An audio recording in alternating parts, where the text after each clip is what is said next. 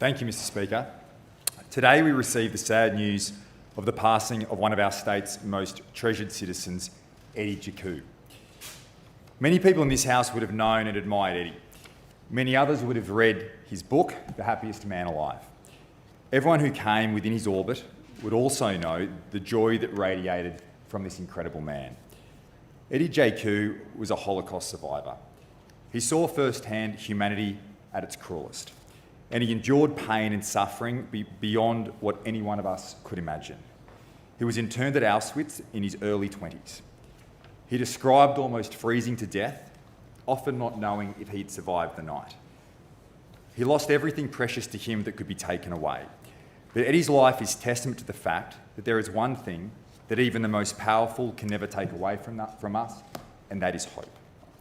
In his book, Eddie wrote that he knew if he could survive one more minute, one more hour, and through another night, that a better day may come.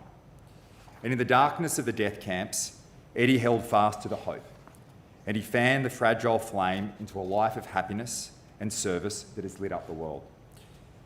Eddie Jaku had a strength of character that could never be extinguished.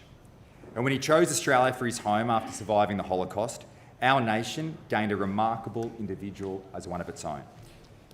Eddie became a successful businessman before writing his book, becoming an author at the age of 100. The love of his life with his wife, Flor, to whom he was married for 75 years, as he became a father, grandfather, and great-grandfather.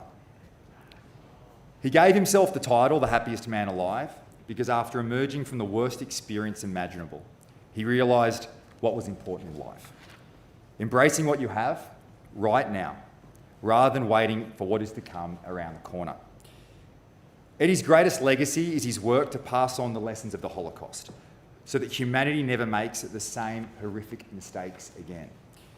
He helped establish the Sydney Jewish Museum in 1992, and for almost 30 years he has served as a guide at that museum. And even up until the most recent lockdowns this year, Eddie would faithfully and joyfully turn up on his Wednesday shift.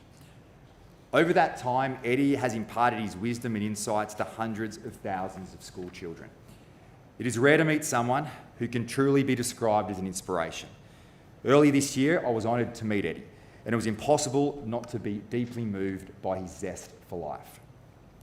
That meeting is something I'll always remember, and Eddie's gift of inspiration will undoubtedly live on for generations to come. Eddie is survived by his wife, Flor, his two sons, Michael and Andre, and their families, with many grandchildren and great-grandchildren. And to them, on behalf of the government and the people of New South Wales, I extend our deepest condolences. In his passing, Eddie imparts a final gift to the people of Australia, a timely reminder that even in times of adversity, there is always hope for a better future. I'm sure everyone in this House joins me in paying tribute to Eddie Jaku.